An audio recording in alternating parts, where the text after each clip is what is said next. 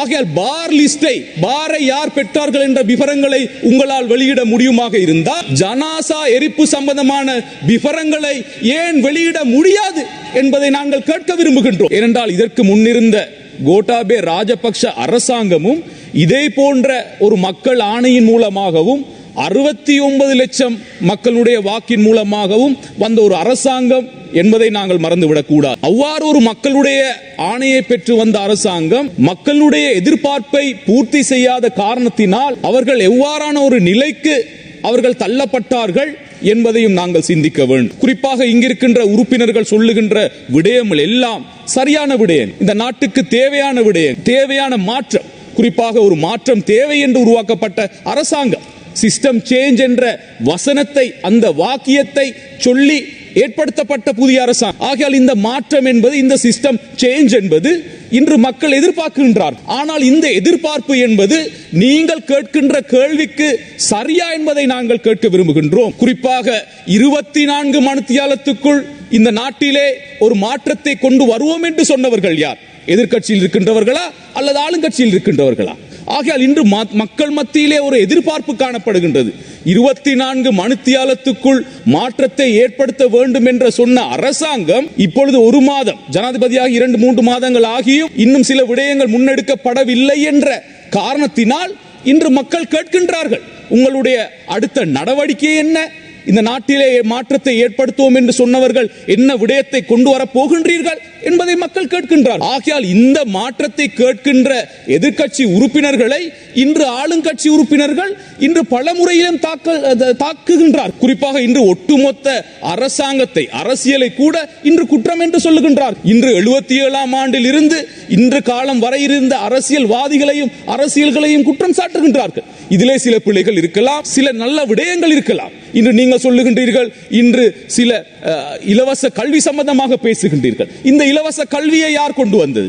இந்த போஷாக் உணவுகளை வழங்க வேண்டும் பள்ளி மாணவர்களுக்கு, பாடசாலை மாணவர்களுக்கு என்று சொல்லுகின்றீர்கள். இந்த திட்டத்தை யார் கொண்டு வந்தது? ஆகையால் நல்ல திட்டங்கள் இருக்கின்றன, பிழையான திட்டங்கள் இருக்கின்றன. அவற்றை நாங்கள் அடையாளப்படுத்தப்பட வேண்டும். இன்று ரணில் விக்ரமசிங்க அவர்கள் இந்த நாட்டிலே ஒரு பொருளாதார நெருக்கடி ஏற்பட்டு இந்த நாட்டிலே ஒரு ஜனாதிபதியாக வருகின்ற சந்தர்ப்பத்திலே, அது கருத்து வேறுபாடுகளாக இருக்கலாம், இருந்தால் அந்த நாட்டினுடைய அந்த பொறுப்பை வகிக்கின்ற பொழுது நீங்களும் சொன்னீர்கள் உடனடியான ஒரு மாற்றம் தேவை, அந்த மாற்றத்தை உடனே எதிர்பார்த்தவர்கள் நீங்கள். ஆனால் இன்று முழுமையான ஒரு அதிகாரம் வழங்கப்பட்டு 159 பாராளுமன்ற உறுப்பினர்கள் வழங்கப்பட்டதுக்கு பின்னர் நீங்கள் இன்னும் நாட்கள் தேவை, வருடங்கள் தேவை, யுகங்கள் தேவை என்று சொன்னால் எப்படி மக்கள் இதை ஏற்றுக்கொள்வார்கள் என்பதை நாங்கள் இந்த இடத்திலே கேட்க விரும்புகின்றோம். இன்னும் சில விடயங்களை நீங்கள் கவனம் செலுத்த வேண்டும். குறிப்பாக நாங்கள் கேட்கின்ற விடயம்தான், இன்று பல பாராளுமன்ற உறுப்பினர்கள், குறிப்பாக முஸ்லிம் பாராளுமன்ற உறுப்பினர்கள் இன்று கேட்கின்ற விடயம் என்னவென்றால், இந்த ஜனாசா எரிப்பு சம்பந்தமான விவரங்களை எங்களுக்கு தெரியப்படுத்துங்கள், எங்களுக்கு சரியாக சொல்லுங்கள் என்று கேட்கின்றார்கள். ஆனால் இன்னும் அந்த விடயத்தை தெளிவுபடுத்தாமல் இருப்பதனுடைய காரணம் என்ன என்பதை நாங்கள் கேட்க விரும்புகின்றோம். இன்று பார் லைசனை யார் பெற்றிருக்கின்றார்கள், எவ்வாறு பெற்றார்கள் என்று கேட்கின்ற பொழுது, தேர்தல் காலத்திலே நீங்கள் வெளியிடுங்கள் என்று சொன்னீர்கள், ஆனால் தேர்தல் முடிந்து அதை வெளியிட்டீர்கள். ஆகையால் பார் லிஸ்டை, பாரை யார் பெற்றார்கள் என்ற விவரங்களை உங்களால் வெளியிட முடியுமாக இருந்தால் ஜனாசா எரிப்பு சம்பந்தமான விவரங்களை ஏன் வெளியிட முடியாது என்பதை நாங்கள் கேட்க விரும்புகின்றோம். இன்று சில செயற்பாடுகளை பார்க்கின்ற பொழுது உண்மையிலே என்ன நடக்கின்றது என்பதை நாங்கள் விளங்க முடியாதவர்களாக இருக்கின்றோம். இன்று இனவாதங்கள் பேசக்கூடாது, இனவாதம் இல்லாத ஒரு நாட்டை உருவாக்குவோம் என்று சொல்லுகின்றவர்கள் நீங்கள். ஒரு ஆரோக்கியமான அதுதான் ஆரோக்கியமான ஒரு விடயம், இந்த மக்கள் எதிர்பார்க்கின்ற விடயம். ஆனால் அந்த இனவாதம் இல்லாத செயற்பாடுகளை சரியாக செய்கின்றீர்களா என்பதை நீங்கள் விளங்கிக் கொள்ள வேண்டும்.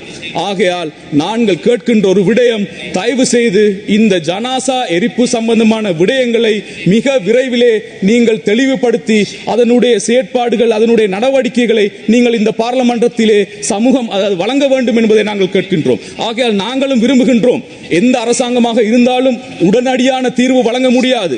உங்களுக்கான காலம், உங்களுக்கான நேரம், தர வேண்டும். அதை நாங்கள் ஏற்றுக்கொள்கின்றோம். அதில் எந்த ஒரு மாற்று கருத்தும் இல்லை. ஆனால் உடனடியாக செய்வோம் என்று சொன்னவர்கள் நீங்கள். ஆனால் இதன் காரணமாகத்தான் இன்று மக்கள் மத்தியிலே எதிர்பார்ப்பு கூடுதலாக காணப்படுகின்றது. அந்த அடிப்படையிலே மக்களுடைய எதிர்பார்ப்புகளை புரிந்தவர்களாக, அதை அறிந்தவர்களாக நீங்கள் இருக்கின்ற காரணத்தினால் இந்த சிஸ்டம் சேஞ்ச் என்ற விடயத்தை நீங்கள் சரியாக கையாள வேண்டும் என்பதை நாங்கள் இந்த இடத்திலே கேட்டுக்கொள்கின்றோம். இன்று அமைச்சினுடைய செயலாளர்கள் வழங்குகின்ற செயற்பாடுகளை பார்க்கின்ற பொழுது கூட வெந்த புண்ணிலே விரலை பாய்க்கின்ற செயல்பாடாக காணப்படுகின்றது. கஷ்டத்தின் மீது முஸ்லிம்கள் ஒரு எதிர்பார்ப்பிலே இருக்கின்ற பொழுது மீண்டும் அவ்வாறான ஒரு செயற்பாடுகளை முன்னெடுக்கின்ற பொழுது மீண்டும் அது ஒரு கவலை அளிக்கின்ற விடயமாக காணப்படுகின்றது. ஆகையால் இவ்வாறான விடயங்களிலே கவனம் செலுத்தி அரசாங்கம் இந்த மக்களுக்கான ஒரு சரியான சேவையை, இந்த நாட்டினுடைய ஒரு நல்ல நிலையை கொண்டு வருவதற்காக இன்று உங்களை அனுப்பியிருக்கின்றார்கள், உங்களுடைய அரசாங்கத்தை உருவாக்கி இருக்கின்றார்கள். அந்த அடிப்படையிலே அவற்றை நீங்கள் சரியாக செய்ய வேண்டும் என்பதை இந்த இடத்திலே கேட்டு முடித்துக் கொள்கின்றேன். வீடியோக்களை மிஸ் பண்ணாமல் பார்க்க இன்றே ஷார்ட் நியூஸ் யூடியூப் சேனலை சப்ஸ்கிரைப் பண்ணுங்கள்.